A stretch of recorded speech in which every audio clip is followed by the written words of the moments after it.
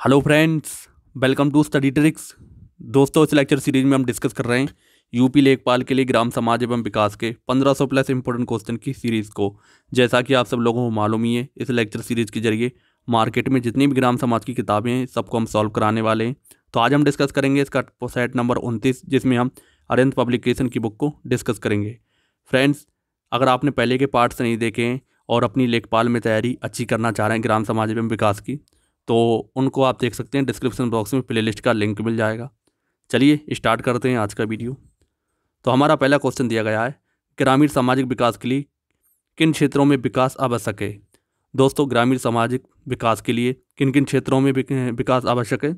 स्वास्थ्य, शिक्षा, पेयजल, यानी कि तीनों में ही विकास आवश्यक है। तो इसमें ऑप्शन नंबर हमारा डी करेक्ट हो जाएगा, ये सभी।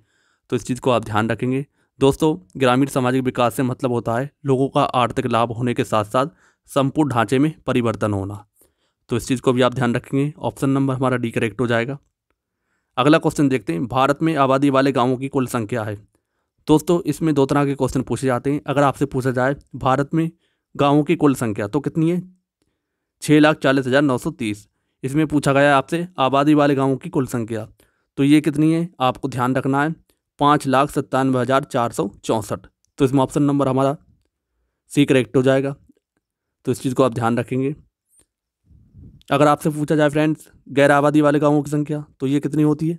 ये कितनी है? 4,34,466। तो इस चीज़ को आप ध्यान रखेंगे। 4,34,466। तो इसमें ऑप्शन सी करेक्ट हो जाएगा। अगला क्वेश्चन देखते हैं, निम्न में से कौन ग्रामीण सामाजिक विकास की में सहायक हो सकता है? दोस्तों, रोजगार सृजन सहायक होता है, कृषि उत्पादन वृद्धि ये भी सही है, संचार सुविधाओं का विकास ये भी सही है। तो इसमें ऑप्शन नंबर हमारा डी करेक्ट हो जाएगा, उपरोक्त सभी। तो इस चीज़ को आप ध्यान रखेंगे। अगला क्वेश्चन देखते हैं, अफ्रीकन समाज कैसा होता है? दोस्तों, अफ्रीकन समाज कैसा होता है आपको ध्यान रखना है, जनजातीय समाज। तो इसमें ऑप्शन नंबर हमारा सी करेक्ट हो जाएगा। तो इस चीज़ को आप ध्यान रखेंगे। फ्रेंड्स, अगर आपसे पूछा जाए भारतीय समाज कैसा होता है, तो भारतीय समाज कैसा होता है? कृषक समाज। तो इस चीज़ को ध्यान रखेंगे। अगर आपसे पूछा जाए एग्जाम में क्वेश्चन आता है तो आपको ध्यान रखना है भारतीय समाज के बारे में, तो कृषक समाज होता है। और अगर आपसे एग्जाम में क्वेश्चन आता है कि अमेरिकन समाज कैसा होता है, तो वो कैसा होता है? औद्योगिक समाज। तो इसमें पूछा गया है अफ्रीकन समाज के बारे में, तो कैसा है ये? जनजातीय समाज। ऑप्शन नंबर हमारा सी करेक्ट हो जाएगा। तो आप इसको ध्यान रखेंगे। अगला क्वेश्चन देखते हैं, निम्न में से कौन सा कथन जनजातीय समाज के संबंध में सही नहीं है?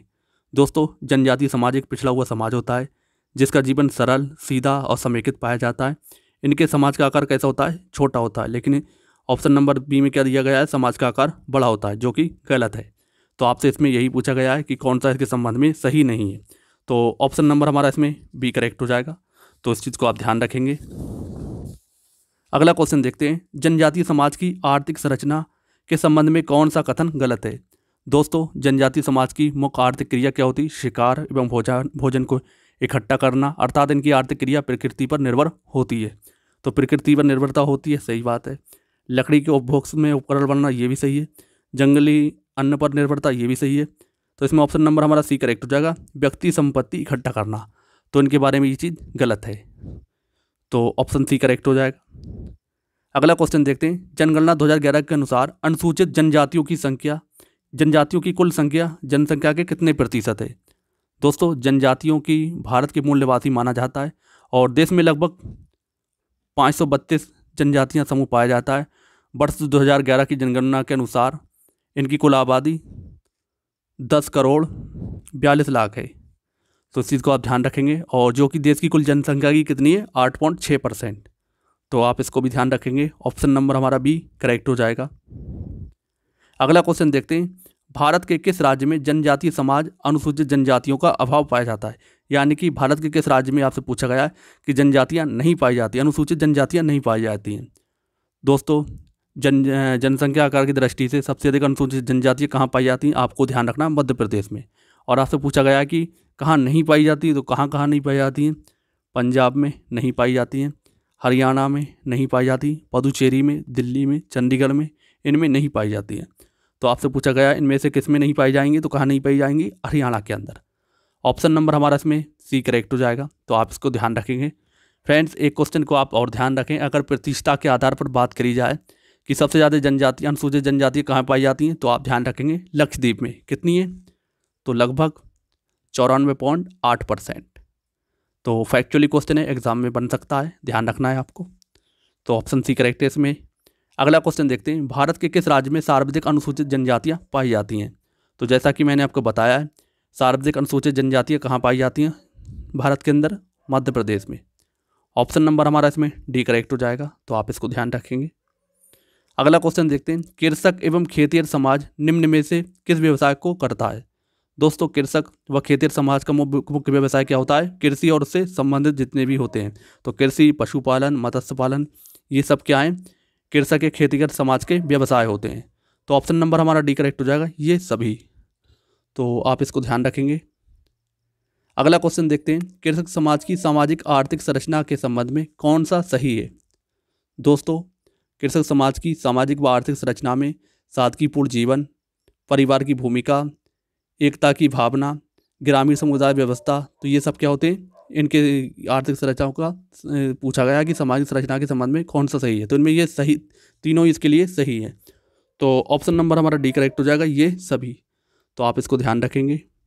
अगला क्वेश्चन देखते हैं, कृषि समाज में परिवार की भूमिका किस रूप में पाई जाती है? दोस्तों, कृषि समाज में परिवार की भूमिका कैसी होती है? प्रजनन इकाई के रूप में, सही है। बाल पोषण की इकाई के रूप में, आर्थिक इकाई के रूप में। तो इसमें तीनों ही ऑप्शन करेक्ट हो जाएंगे। तो ऑप्शन नंबर हमारा डी करेक्ट हो जाएगा, ये सभी। तो आप इसको ध्यान रखेंगे।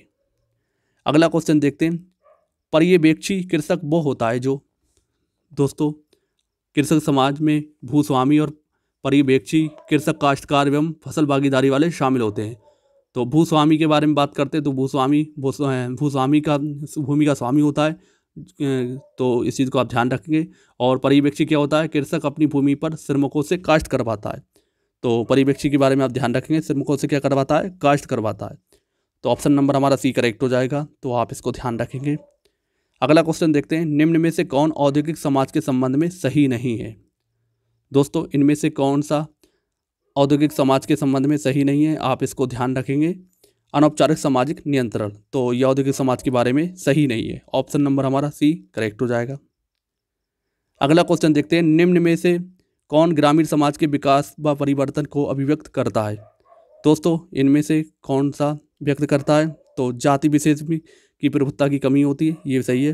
परिवार के मूल कार्यों व आदर्शों में बदलाव होता है, ऊंच नीच की भावना में बदलाव रहता है। तो इसमें तीनों ही ऑप्शन करेक्ट हो जाएंगे। तो ऑप्शन नंबर हमारा डी करेक्ट हो जाएगा, उपरोक्त सभी। तो आप इसको ध्यान रखेंगे। अगला क्वेश्चन देखते हैं, निम्न में से कौन से कार्य जमींदार के स्वभाव में निहित पाए जाते हैं? दोस्तों, ग्रामीण समाज की आर्थिक संरचना में सामान्यतया जमींदार शीर्ष पर पाया जाता है। ये वो बड़ा ज़मीन का मालिक होता है जो ज़मीन की देखभाल करना, श्रमिकों से काम करवाना तथा कम मजदूरी देना, स्वार्थ के अनुरूप आर्थिक संरचना को निर्धारण करना आदि गुण के इसके स्वभाव में निहित पाए जाते हैं। तो इसमें तीनों ही ऑप्शन करेक्ट हो जाएंगे, ज़मीन की देखभाल, श्रमिकों से काम करवाना, कम परिश्रमिक देना। तो इसमें ऑप्शन डी करेक्ट हो जाएगा, ये सभी। तो आप इसको ध्यान रखेंगे। अगला क्वेश्चन देखते हैं, समाज के ग्रामीण कारीगरों में से कौन लकड़ी के हल का निर्माण करता है? इजी क्वेश्चन है, इसे तो आप बगैर बढ़ई बता सकते हैं। तो लकड़ी के हल को कौन बनाएगा? बढ़ई। ऑप्शन नंबर हमारा इसमें ए करेक्ट हो जाएगा। तो ग्रामीण समाज में ग्रामीण कारीगर के रूप में बढ़ई, कुम्हार, लोहार, सुनार, जुलाहा आदि पाए जाते हैं। तो आप इस चीज़ को ध्यान रखेंगे। और ये ग्रामीण जितनी आवश्यकता की पूर्ति की जाती है, इन्हीं के द्वारा की जाती है। तो ऑप्शन ए करेक्ट हो जाएगा। अगला क्वेश्चन देखते हैं, ग्रामीण समाज में संपत्ति के अचल रूप में कौन नहीं पाया जाता है? दोस्तों, ग्रामीण संपत्ति मुख्य रूप से दो प्रकार की होती है। तो पहली होती है चल संपत्ति, दूसरी होती है अचल संपत्ति। तो चल संपत्ति की बात करते हैं तो इसके अंदर हमारे कौन कौन सी क्या क्या चीज़ें आ जाती है? हल, बैल, मवेशी, आभूषण, नकदी इसी में शामिल होती हैं। और अचल संपत्ति की बात करते हैं तो अचल संपत्ति में भूमि, खेत, मकान ये सब शामिल होते हैं। तो इसमें आपसे पूछा गया है कौन सा अचल रूप में कौन नहीं पाया जाता है? तो अचल में भूमि पाई जाती है, मकान पाया जाता है, खेत पाया जाता है, लेकिन आभूषण नहीं पाए जाते। ये कैसी संपत्ति है? चल संपत्ति। तो इसमें ऑप्शन नंबर हमारा ए करेक्ट हो जाएगा। अगला क्वेश्चन देखते हैं, ग्रामीण समाज में संपत्ति का मुख्य आधार कौन सा पाया जाता है? दोस्तों, ग्रामीण समाज में संपत्ति का मुख्य आधार क्या होता है? उत्तराधिकार से संपत्ति प्राप्त की जा सकती है, विवाह से प्राप्त की जा सकती है। मतलब आप किसी ऐसी जगह से शादी कर लें जहाँ पर आपको बहुत सारा दहेज मिल जाए तो आपकी ये संपत्ति बन जाती है। महाजनों के पास संपत्ति, महाजनों मतलब जो गाँवों में जो बड़े बड़े साहूकार होते हैं, ब्याज पर पैसा उठाते हैं, तो इसी के बारे में ये दे रखा है। तो इन सबसे क्या बन जाती है, संपत्ति हमारी ज़्यादा हो जाती है। तो इसमें ऑप्शन नंबर हमारा डी करेक्ट हो जाएगा, ये सभी। तो आप इसको ध्यान रखेंगे। अगला क्वेश्चन देखते हैं, उस सामाजिक स्थिति को क्या कहते हैं जिसमें व्यक्ति अपनी बुनियादी आवश्यकताओं की पूर्ति करने में असमर्थ होता है।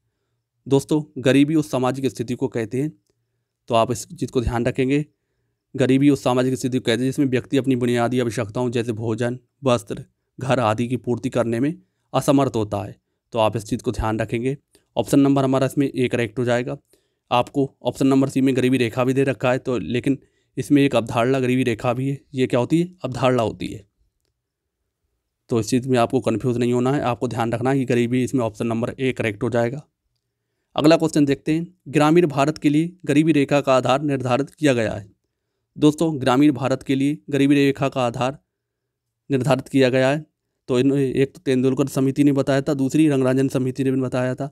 तो इसमें तेंदुलकर समिति के अनुसार 27.20 रुपये कमाने वाला व्यक्ति क्या होता है, गरीबी रेखा से नीचे, मतलब अगर इतने रुपये कमा रहा है तो वो गरीबी रेखा से क्या है, गरीबी रेखा के अंतर्गत नहीं आएगा।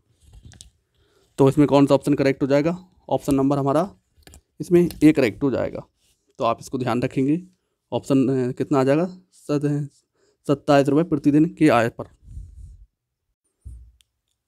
अगला क्वेश्चन देखते हैं, केंद्र सरकार को प्रस्तुत की गई सी रंगराजन की रिपोर्ट के से अधिक अनुसार कोई व्यक्ति ग्रामीण क्षेत्र में खर्च करता है तो उसे गरीब नहीं समझा जाता है।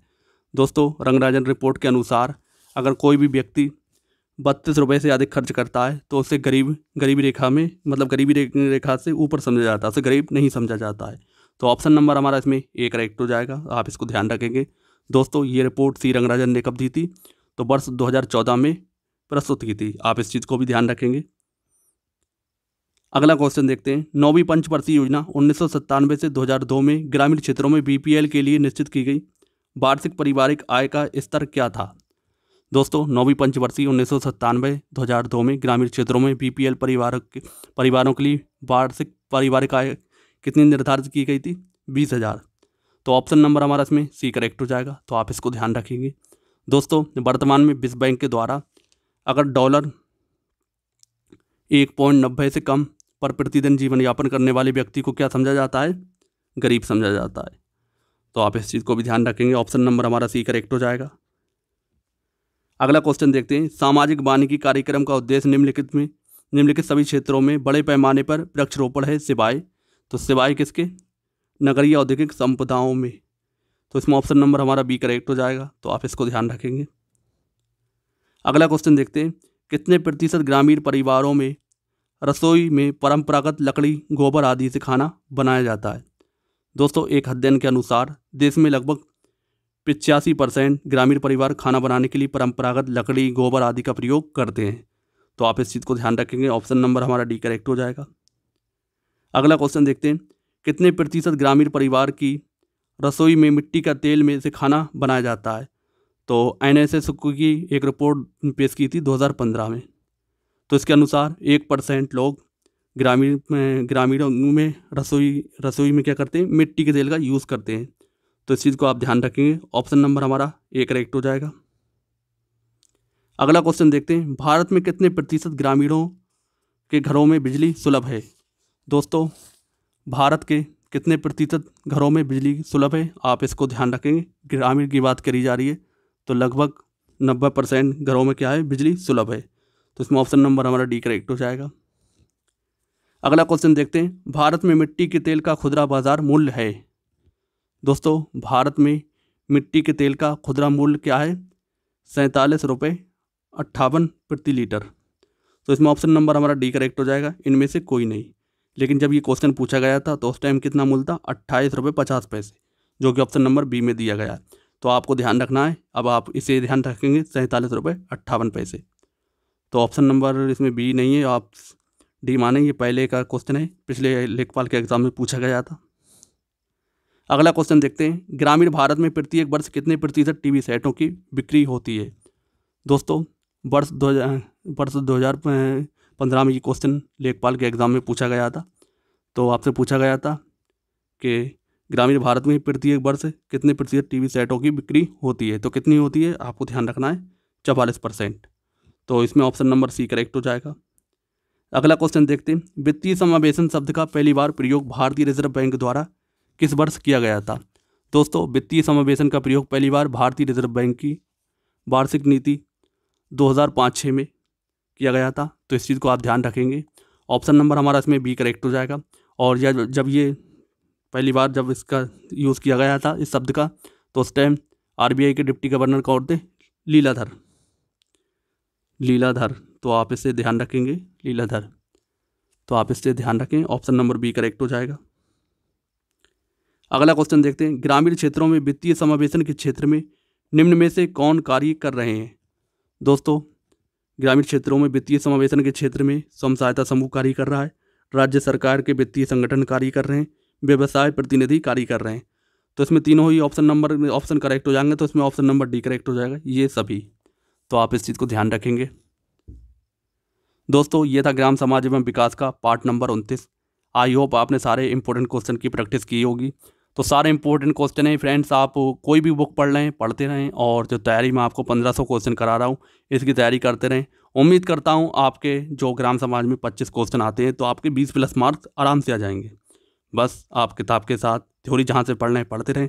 और बाकी मैंने जो भूमि पैमाइश की दोनों वीडियो डाल रखे हैं उन्हें आप देख लें और अच्छे से समझ लें। उम्मीद करता हूँ आपके 3 क्वेश्चन उससे अगर आएंगे तो गलत नहीं होंगे। तो फ्रेंड्स, आज का वीडियो पसंद आया तो वीडियो को लाइक और शेयर ज़रूर करें। मिलते हैं नेक्स्ट वीडियो में नए प्रैक्टिस सेट के साथ। तब तक के लिए जय हिंद, जय भारत।